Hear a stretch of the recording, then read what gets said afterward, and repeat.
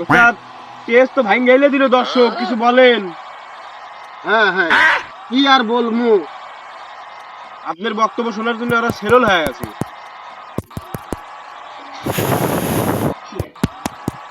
ঠিক আছে,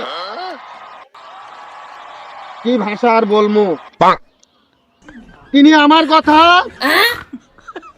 রাখলেন না, তিনি রাখলেন সন্তানের কথা।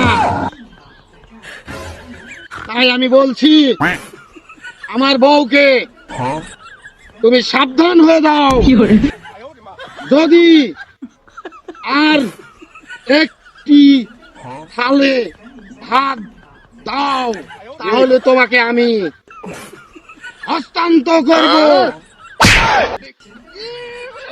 কোন শালারে আমার মানে